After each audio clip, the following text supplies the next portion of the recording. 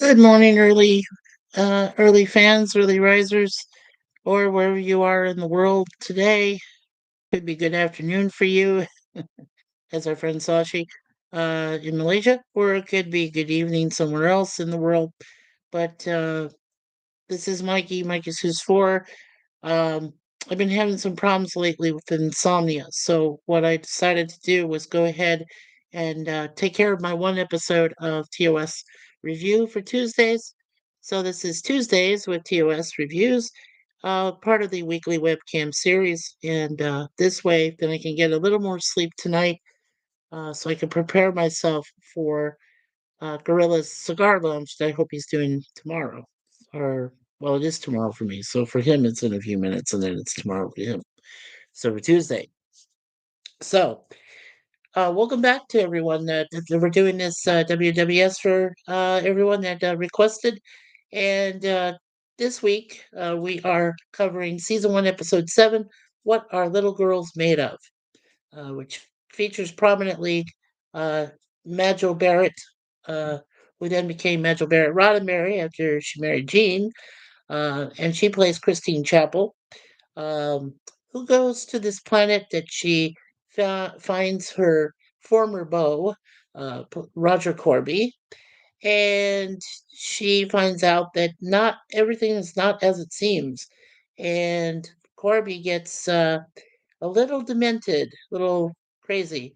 Uh, he's created androids, supposedly, and one of them is played by the late Ted Cassidy, who you all knew as Lurch from the Addams Family series. He plays Ruck. And then there's also uh, the little lady that's in it.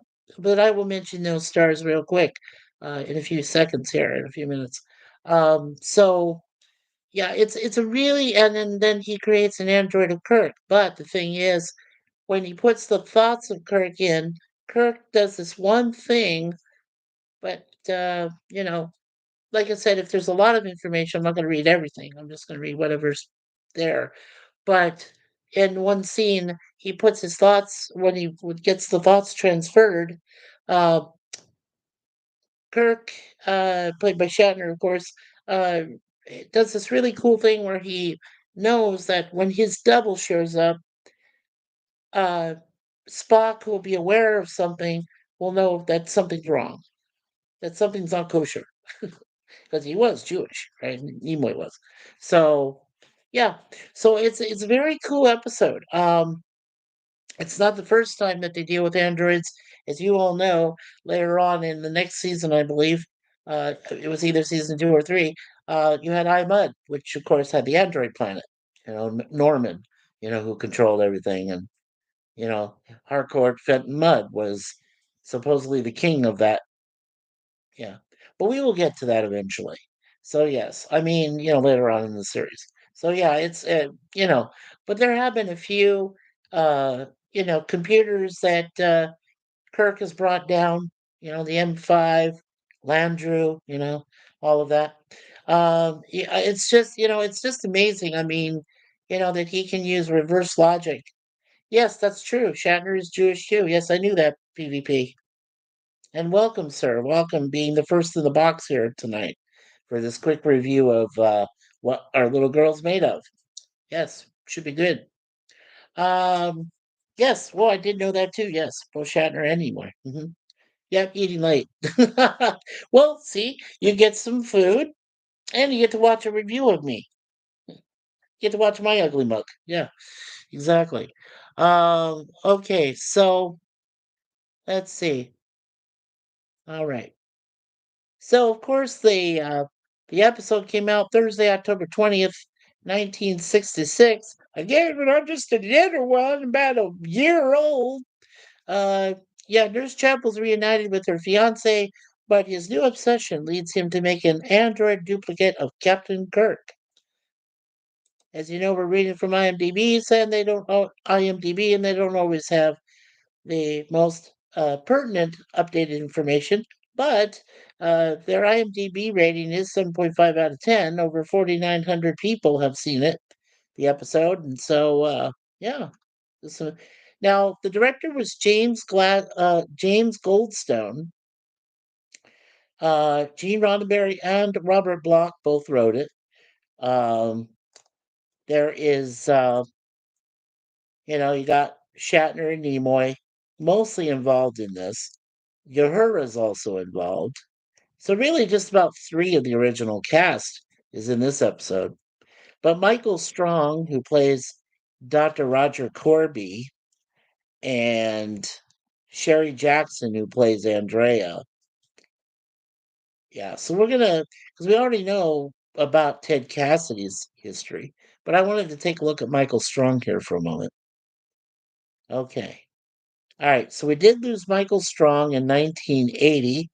He was in the movie Patton with George C. Scott, so he's known for that.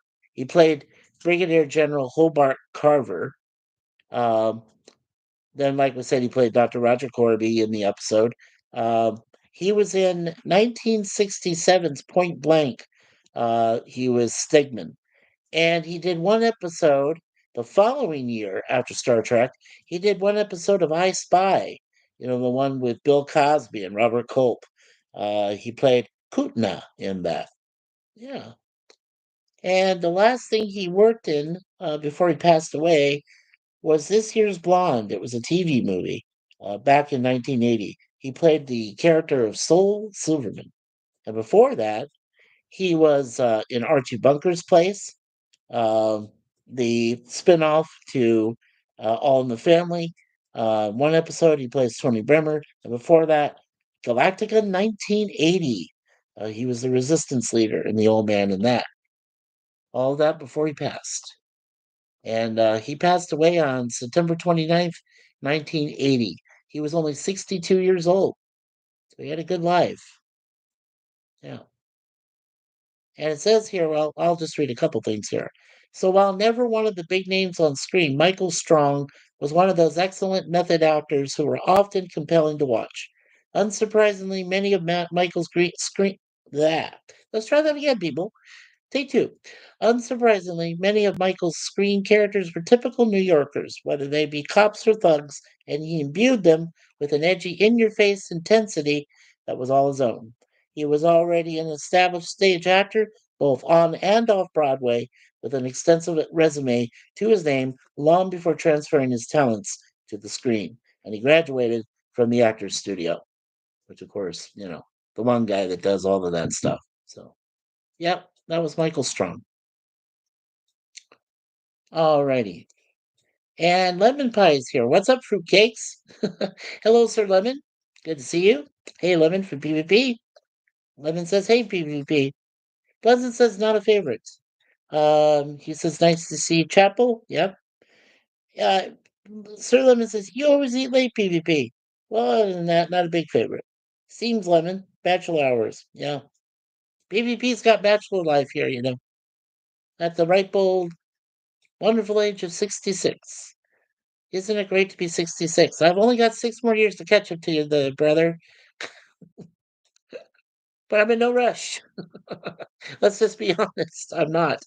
Um, and I do want to mention to PvP that I really did appreciate our first episode review with Miss Dame Diana Rigg for the Avengers of the Town of No Return that we also did with Larry. Both Larry and PvP co-hosted, and they allowed me graciously to be a part of the panel. And I just thought it was just a wonderful, wonderful episode. And I'm so glad to be able to get back into the Avengers episodes. They're so awesome. Yeah. And I really did love Diana Rigg. She was just a great actress and everything. And oh yeah, congrats on your Rams. Are you a Rams fan? Sir Lemon, I am not. I'm actually a 49ers diehard fan. You know this. Okay. But we did want the Rams to beat, you know, because we figured it's more fair. You have the Minnesota Vikings who were going in there as 14-3, you know, and and they were arrogant. Yeah. And so yeah, the Rams beat them. So I was just kind of glad they beat them. I'm not a big Rams fan though. No. And PvP says Jill is doing my favorite Twilight Zone episode tomorrow at 11 Central, walking distance. We'll try to be there. Very cool. Very cool, PvP. Let us know how that turns out on Gorilla's Cigar Lounge later Tuesday night. How that turned out. Because yeah, I love Twilight Zone. Yeah, definitely. Serling, are you kidding? Yeah. Unless he lived in a cave, Rod Serling was the man. Um, yeah. And then let's take a look at Sherry Jackson real quick. Okay. Now Sherry is still alive. That's awesome. She was born February 15th, 1942. So this coming February, she will approach the ripe old age of 83. Wow. Very cool. Gorgeous brown-eyed, chestnut maned, not named, chestnut maned, Maned. Sherry Jackson began her promising career as a pigtailed, pleasant-looking child actress. Born in Idaho on February 15th, 1942, she was the only daughter of four children born to Marita Kathleen Gilbert and Curtis Lois Jackson Sr. Her father died when she was 6, and the family relocated to Los Angeles. Her mother married television writer and producer, or writer, director, and actor Montgomery Pittman, who died of cancer in 1962. Sherry's mother provided her daughter the drama, the singing, and the dancing skills that Sherry brought to movies and TV. And let's see. She was in 1952. She was in the movie The Miracle of Our Lady of Fatima, which is based on the Virgin Mary's appearance there in Fatima, Portugal. 19, and she played Jacinta Martin, one of the ladies that the nuns that discovered Our Lady. And then she was in a movie in 1950 earlier called The Breaking Point. She played Amy Morgan. And after Andrea, in 1991, she came back and was in a movie called Daughters of the Dust, where she played an older cousin. And the last thing I have her listed here for is Guiding Light TV series. She was in one episode in 1992 where she played Blake Thorpe. And by the way, we just lost, there is breaking news that we lost Charleston, who was in General Hospital. Yeah, she died at the age of 69. Yeah. So, yeah, very great loss for Charleston. Okay. All right. So let's go ahead and take a look at trivia. First, but I think you all know my review. I gave this the first time I saw this episode way back when I was, when it was in syndication. Reruns, they call it. Rerun. Yeah. Um, I gave it a big B. Yeah. It was a grade for me. A 4 out of 5 stars. Yeah. It was pretty well done. Not great, but because there's other episodes. Good night, honey. There are other episodes that were done better, but yeah. But in the first season, you didn't expect very much. So some of that stuff was very good. Yeah, there are 33 more, so we'll skip those, but we'll try spoilers and see where we go from there. Okay. So in Robert Bloch's original script, a wealthy socialite named Margot hired the Enterprise to look for Dr. Corby, whom she greatly admired. In his script rewrites, Gene Roddenberry felt the role would be better filled by Corby's wife or fiancée, which would play well with the Doctor's alleged intimate relationship with Andrea and his emotional coldness. Finally, he wrote the part to feature Christine Chapel, who was previously featured in The Naked Time in 1966 and was played by Roddenberry's lover, Madra Barrett. Remember, they eventually married. In any case, money is no longer widely used, certainly not by the Federation, so it's hard to see how someone could hire the Enterprise. The only TOS episode to prominently feature Nurse Christine Chapel, played by Majel Barrett. Also, it featured in it is Ted Cassidy. As I said, he's best known for playing Lurch on the Addams Family TV series. And then Barrett, remember, would later be in Star Trek The Next Generation as Loxana Troy, whose valet, Mr. Holm, was played by Carol Struyken, who played Lurch in the Addams Family and Addams Family Values movies that were done later with Raul Julia and yeah. So Yeah, so great stuff there. The replicator turntable appears on the infamous Star Trek blooper reel, playing host to several drunken cast members using it for a merry-go-round. I'm sorry, I almost forgot. Angelica Houston, who played Morticia Adams, and Raul Julia, who played Gomez, and then Carol Struyken was playing Lurch in those movies. We own those movies. We had them both. Adams Family and Adams Family Values. We don't talk about the third film. No, we don't. Um, in an outtake from Brennan Circuses in 1968, Ted Cassidy's Rock runs onto the set in his costume from Lost in Space, 1965, and The Thief from Outer Space in 1966, and picks William Shatner up and carries him off camera. Awesome. Kurtz walked to the turbolet from his quarters as stock footage from the man trap. He does not have in his hand the command packet he had retrieved from his safe a moment before. Okay, let's see how many spoilers there are. Okay.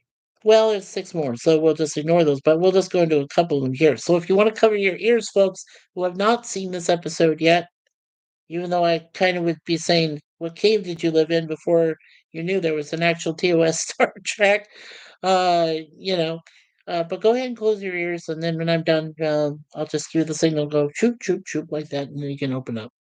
Okay, one of the spoilers is crewman Matthews, played by Vince Dedrick Sr., is the first genuine red shirt to be killed in the series. He's pushed by Ruck into a bottomless pit minutes after beaming down to the planet's surface. Other Enterprise crewmen have been killed before, but were wearing either blue or gold shirts. However, while Matthews is the first red shirt to be killed, he's not the first Operations Division crewman to die.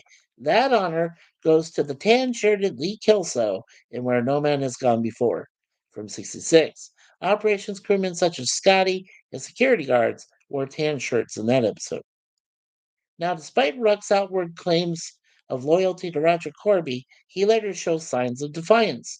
He was told not to mock Christine's voice, but he uses it to draw Kirk out in the cavern chase. He was also told not to disobey her orders, but ignores her when she commands him to stop. The role of Matthews was played by stuntman Vince Dedrick Sr. Decades later, his son Vince Dedrick Jr. recalled of the senior Vince Dedrick. One of his most memorable scenes was when he got thrown into that bottomless cave as Matthews in What Are Little Girls Made Of. You heard his scream all the way down. Oh! As it got fainter and fainter and fainter. According to the novella The Worst of Both Worlds, the Mirror Universe James T. Kirk of the ISS Enterprise destroyed the last surviving member of the Android Society, presumably Ruck's mirror counterpart on Exo 3, when likewise turned on their masters and killed them. The body count in this episode is 7. This includes 2 humans, Matthews and Rayburn, and 5 androids, Brown, Ruck, Android Kirk, Andrea, and Corby. Okay. All right, now we'll go. Okay, now you can take your ears off. That was the spoilers. Okay, some of the spoilers. All right, let's go to goofs here. All right. Okay, so the first one is continuity. When Kirk and Chapel first beam down to the surface, they are standing apart on the pads in the transporter room. When they materialize, they are right next to each other, nearly touching. As Brown succumbs to Kirk's phaser shot, there is no damage, not even any discoloration of the fabric of his jumpsuit. But catastrophic abdominal injury appears in a subsequent take. Okay, there is one spoiler. So, when Android Kirk boards the Enterprise and takes the command pack, he walks to the transporter, but the pack is gone. This was a shot from the man trap that they reused to cut cost. Okay, now you can remove your ears from that. Um, One that was incorrectly regarded as a goof. When Kirk and Nurse Chapel first beam down to Exo 3, you can see Kirk's reflection on a glass screen behind the 2 characters. But the transparent screen is an intentional barrier between the corridor and the planet's frozen surface, which can be seen when the camera pulls away and one sees 4 straight sides and 4 corners. Then, in revealing mistake, one close-up of Kirk during his last conversation with Ruck is flipped. Notice that his hair is parted the opposite way, and the colors of the costume are reversed. In another one, in a close up shot of Kirk's hands clinging to the cliff bends like rubber. Wow. When Kirk pulls the stalactite from the roof, it does not snap like limestone, but bends like polystyrene. However, the structures on another planet may not be made of limestone at all. They may be organic. And the rope Kirk unties to escape doesn't actually tie him down to prevent him from doing anything. Okay, now there is one spoiler. Ready? Okay. When the android Kirk leaves the captain's quarters for the transporter room, a crewman in the corridor can be seen with a badly fitting too big uniform shirt and dark blue trousers. Okay. Plot holes. When Christine chases after Ruck while he is chasing Kirk, she reminds him that Corby told Ruck he has to obey her commands, but she was not in the room when Corby told Ruck this. And then on the Android turntable, Kirk verbalizes his message to Spock. Mind your own business, Mr. Spock. I'm sick of your half-breed interference, you hear? The three androids producing Android Kirk would have heard the message and aborted the procedure. Alrighty. And then there's two spoilers on this. After Kirk gets the rope from the chair, he wraps it around Corby's neck. Since the other androids would have known that Corby is an android, why would they have been concerned about Corby being strangled by Kirk? As an android, why would Corby have been choking in the first place? Would he not have been strong enough to break away? And then, after attempting to disarm Captain Kirk, Kirk holds Andrea in front of him as a shield. As an android, Andrea should have been strong enough to escape Kirk. Okay. And finally, one character error. When Roger threatens Kirk with Kirk's Type 1 phaser, he's holding it upside down. Okay. Wow. Okay. All right, here we go with some quotes. So first, Rock says, that was the equation. Existence, survival, must cancel out programming. And then Spock says, frankly, Captain, I was rather dismayed by your use of the term half-breed, Captain. You must admit, it was an unsophisticated expression. I'll remember that, Mr. Spock, the next time I find myself in a similar situation.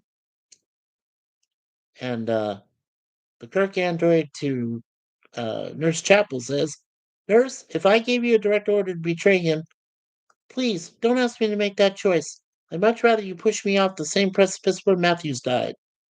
Push away his plate. I can't. Please go ahead and eat. Androids don't eat, Miss Chapel. Kirk android to Spock. Mind your own business, Mr. Spock. I'm sick of your half-breed interference. Do you hear? Yes, very well, Captain. You look upset, Mr. Spock. Is everything all right up here? No problems here, sir. And Brown, showing no emotion after a man has plummeted to his death. Unfortunate. Terribly unfortunate.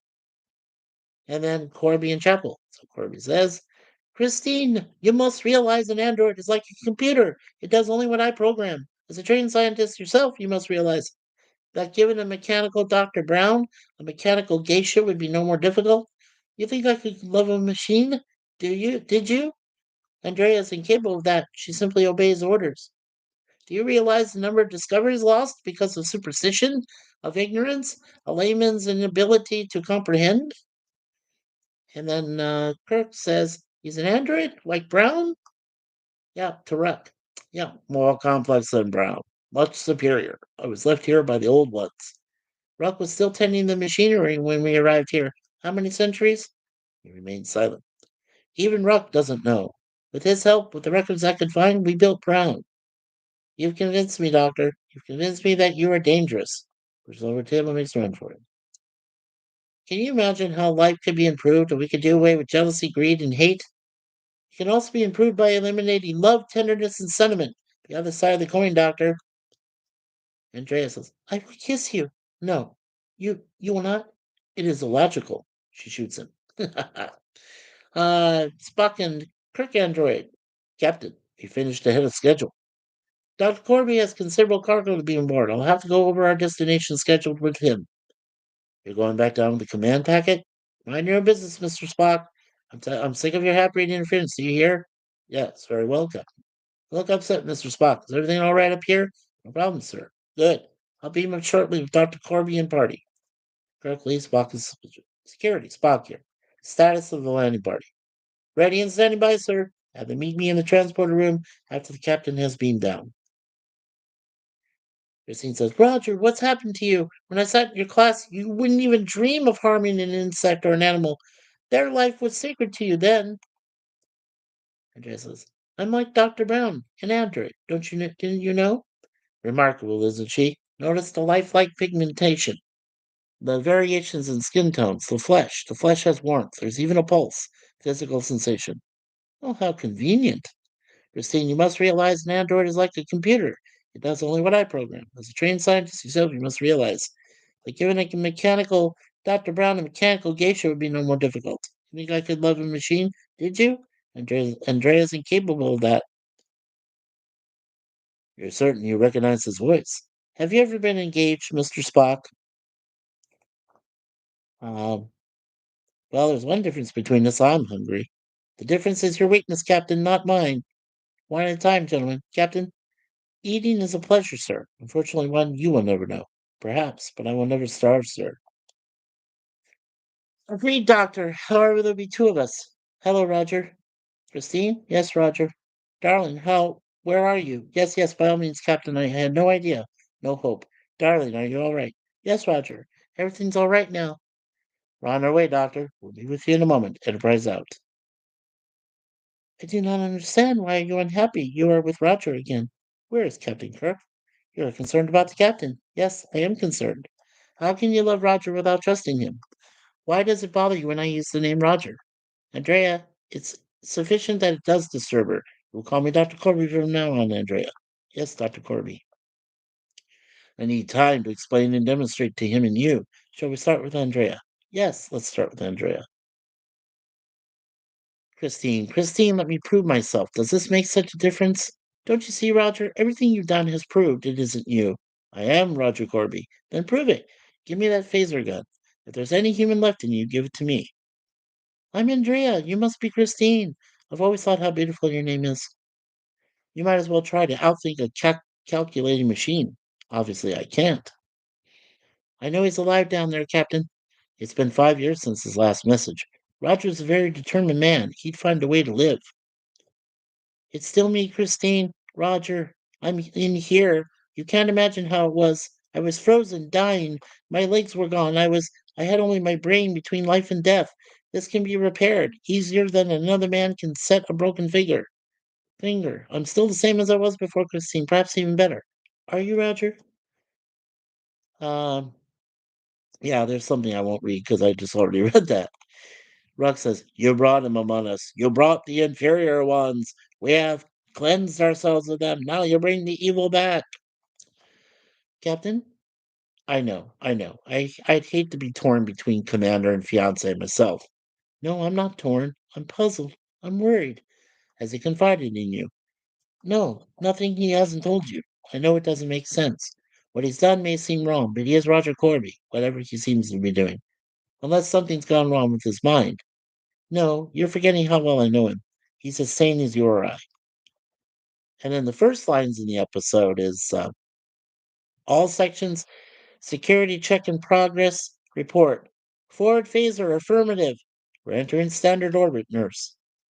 And then Kirk's last line is steady as we go, Helm. Very cool. Okay. And oh no, I didn't want to see that. Hold on for just a second. All right. I chose the wrong section. There we go. Okay. And then of course Alexander Courage's famous theme. Okay. See if there's anything else here.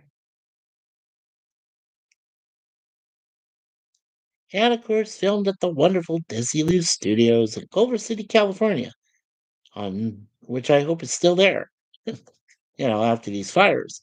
Um, July 28th, 1966 to August 8th, 1966 is when the uh, episode was filmed. So, okay. So that is what, as I said before, it's a very good episode in my opinion. Decent, not the greatest. I mean, there are some other ones that I prefer more. Um, like I said, one of them is I Mud, which we'll be doing later on, which is my all-time favorite. I really love that one. But as far as this episode was pretty good, there were some good moments. I did like seeing Ted Cassidy's Rock. That is one of my favorite villains from Star Trek that I really enjoyed seeing. That big, huge android. And the only way to destroy him was to hit him with the phaser and right and obliterate him so he would disappear. Yeah, that was just pretty cool. Pretty cool. Yeah, so solid B, 4 out of 5 stars for me. And it looks like while we were covering this episode as uh much as we could, um, yeah, I'm just gonna catch up on chat here. So PvP said Walking Distance is my favorite all-time TV episode. JPRPH1, or also known as John. Hello, JPR. Howdy, Mikey. PvP Lemon Pie. Good to see you, my friend. PvP says it may be the last thing I watch on my deathbed as it's that good. Yeah. Lemon says, hi there to JPR. PvP says Walking Distance is amazing, one of Sterling's best. I agree. Uh, the one I really like, though, is the one where Agnes Moorehead and Robert Redford were in, where Robert Redford played Death. That's still one of my all-time favorite Twilight Zone series. If we get a chance to do that PvP, I would love to cover that one. That is a really good one, where he plays Death, a young Robert Redford. Yeah, it's very good. JPR says I loved Guiding Light back in the day. Yes, yeah, it's a shame about Miss Charleston. Yeah, well, she had been suffering for some time, so she had the last time she performed was in 2023. So she had done the most episodes there, and then she was suffering, and then yeah. So rest in peace to her. Um, Pleasant Valley says, or I'm sorry, PvP says I like the episode due to Ruck. Yeah, it's still it's a B for me, and I agree.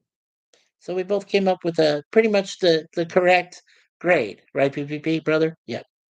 The Android theme is a bit tired even before. True, was yes. Uh, Lemon says, "Yikes! Tony's stream just got yanked down by a YouTube midstream. Well, he has only himself to blame for that. hmm He gets really reckless. That's all I'm gonna say about that. TOS spoilers. Yep.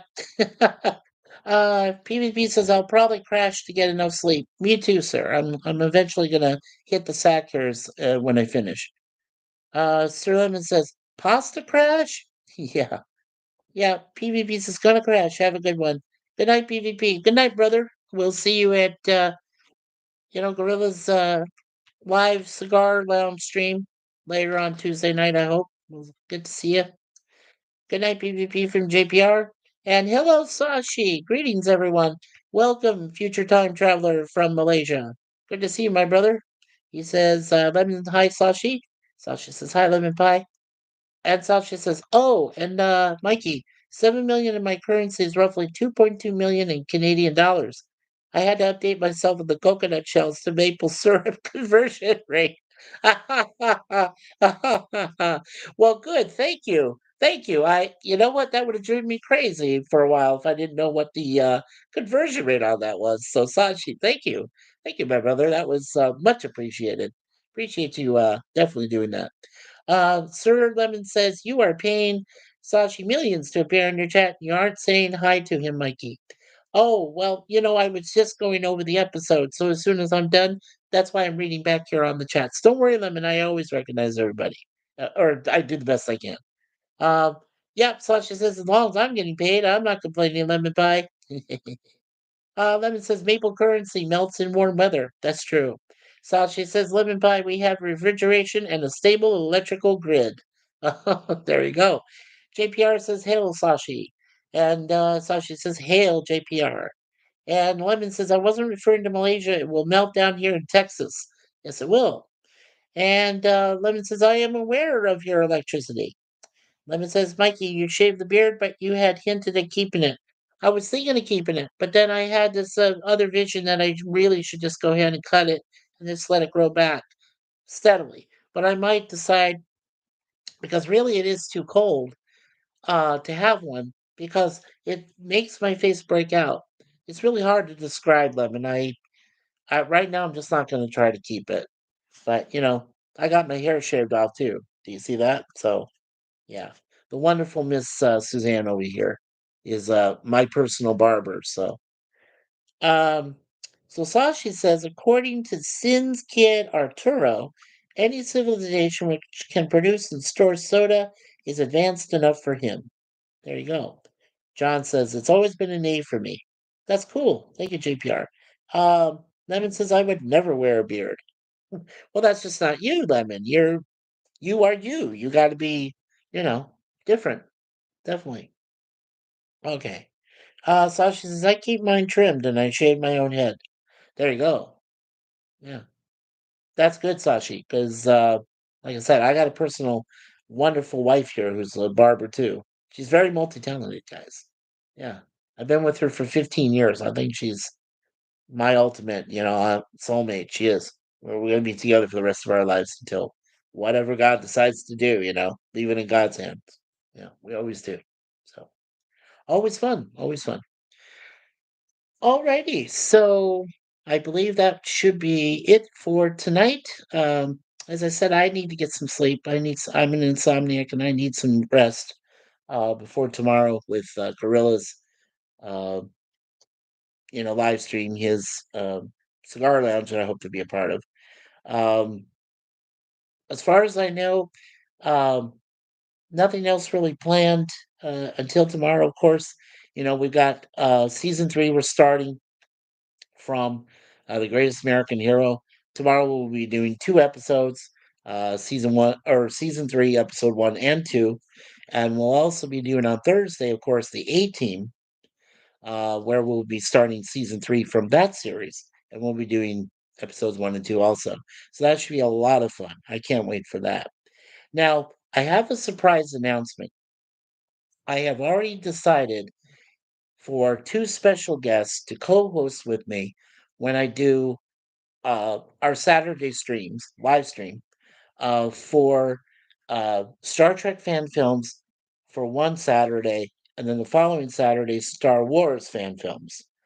And these 2 young men are very well versed in knowing about both franchises. They've done their own uh, shows in the past, and I definitely want them to be a part. They're not who you're really thinking of, actually. These are very young men, but we did some similar work. I won't say what it was, otherwise, you probably will all figure out who they are, because I want to keep them secret until we bring them aboard, hopefully, both of them on Saturday, this Saturday. And, and what I'm going to do is I'm going to watch personally myself the uh, the Star Trek fan film. This is what I'll be doing with both the fan films as a homage. I'll watch it personally myself on Thursday night. Then what I'll do is uh, let my co-hosts know which one to just glance at. I don't want them to watch the entire thing. If they get a chance to glance at it or walk right through it, that's totally fine. And then what will happen is I will bring parts of the episode up, and all I'll do is share it with everybody when we start, and just a couple minutes. And then what I'll do is I'll just kind of stop, pause to just show you some moments from it that really were awesome to me. And then we'll review it and give it our grade, out of 5 or out of 10, whichever one the co-hosts want to use, their scale. And yeah, so, and stars. Yeah, well, stars and then grades. They'll give actual grades. If they've never seen them before, that's going to be the best part. So, um, Lemon says goodnight, all you fruitcakes. JPR says goodnight, folks. Sashi says goodnight, Mikey. It's a public holiday today here, anniversary of the coronation of our state ruler. I'm still at work, closing at 3 p.m. though. Oh, okay. Well, Sashi, I do appreciate you being here, really do, and all of you. Um, Definitely appreciate you all being here and supporting us, even in this early morning of us here at the East Coast. on a Tuesday morning. I haven't been watching any new Trek stuff, but I am playing Star Trek Online. That is so cool. Well, I hope we see you in the chat at least, Sashi, so you can give us your views on Star Trek and things like that, and let us know what you think of the fan film. You can give us your own grade from the chat, no problem, and how many stars, either out of 5 or out of 10, you decide to agree on. As I said, I'm only going to show bits and pieces of the fan film itself because I don't want to play the whole thing. I know that YouTube has a stink against that, I believe. So yeah, I'm just going to play like bits and parts from it, and then we'll just go ahead and review it and cover it, and and I'll give my best estimation what I saw and everything else. So yeah, I have to look. I have to look for over the next 3 days. I have to look for this on my list. I have a big list of movies that I did, and some are fan films, and I just wanted to find the first Star Trek fan film I did recently that I watched, and then just go ahead and do that. So that will all come about, as I said, this coming Saturday, which is the excuse me, which is the 18th. Now, the time is still to be determined, but I did post a brand new poll. I'll mention that here now. I posted a brand new poll in the community section, and by this coming Saturday, I'll be able to review and, like I said, review the Star Trek fan film, and then go ahead and give you the results. So I want you all as possible. We have 237 family community member subscribers. We need all of you, if possible. Excuse me. See, I'm not feeling very well, so we need all of you to go there, vote on the poll. Now, there's only 4 times I want to use from now on, and I am going to use whatever time you folks choose for, because this week is just kind of a chaotic week. So I'm just going to be going whatever time, with the reviews I do. But starting next week, which will be the 20th of January, I will be going by the time that you folks want me to do. So, or at least the best I can. Okay, well, from what is expected. So there are 4 different times. I'm asking, do you want me to try for 10 o'clock in the morning? That's 10 a.m. Eastern. All the times are Eastern time. Okay. So one choice is 10 a.m. and then one is 11. Then there's one at 12 p.m., 12 noon, and the last one is 1 p.m. Now those times I considered because normally when I wake up early in the morning or later in the afternoon, I have my breakfast and then I get composed. I guess I go take a look at some of my playlists, update them, add some new stuff, check some material, see when you folks are online for things, um, such as your um live streams and whatever you're doing, and I try to lurk around and be there and say hello and, you know, represent the algorithm and I try to do that for all of our friends, everybody we know. And that's why it's so important that if you guys and gals can tell me what would be your best time, and then I can go ahead and do it. So yeah, all of you will know by Saturday. I mentioned it there in the community. Such I did leave a comment, and I mentioned at the top when I would go ahead. So I believe, yeah, by this Saturday, I'll be able to let you all folks all know. Okay. And Sachi says, I have been missing building ship kits from Trek, though. They don't supply them here. Yeah, that's terrible. I know. And Lemon Pie says, I voted 1 p.m. Mornings blow. That's fine. Sir Lemon, thank you for voting. I appreciate that.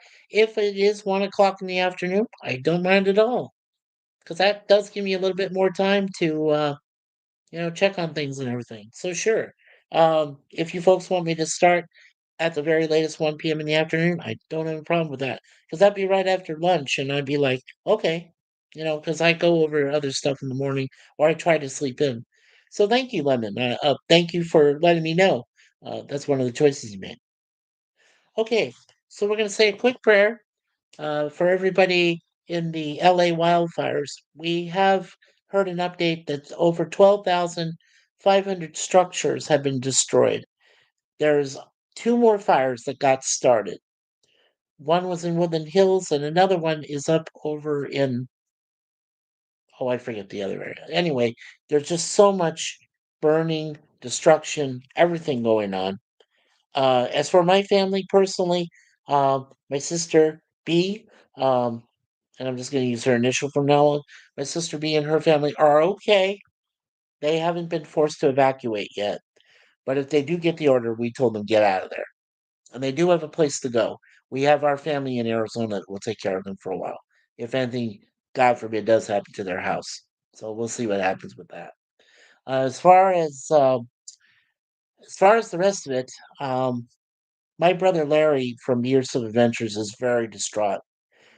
Well, obviously because he lost his mom last year, but his dad is also in the area, and I wasn't aware of his dad still being around. So thankfully, I verified that information. But of course, he's got friends in Hollywood. He's got friends all over, and they've lost their homes. A lot of people have just lost their homes, and I'm just, it's not just the celebrities we think about.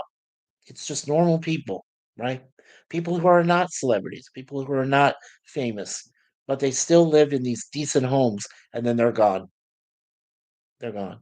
So I don't know how else to feel about it. I'm over 3,000 miles away. I live here in, like I said, I live in Canada, in the area of Toronto, which we call the GTA. I'm in this, me and Suzanne and our beautiful two kitty cats, Moon Pie Deja Vu, are in a little suburb, okay, near Lake Ontario. When it gets very snowy, very uh, blizzard can like conditions, zero visibility, and if we do, God forbid, have a blackout or a brownout, those are the times that we start to worry because then because our fridge wouldn't work, this freezer back here wouldn't work, and then the internet doesn't work, and then you wonder what happened to us, right? That we just disappear, for a little while. So let's all hope we don't have that happen to us, all of us. And of course, anyone that's in the Southwest right now, I would not want to be down there either. Mm-mm. Not with all the cold front, everything that's going on. So yeah. So anyway, JPR says, "Love you guys. God bless. Love you too, JPR." So before we get into the prayer, let's thank JPR PH1, also known as John Pontoriero, if I pronounce that correctly.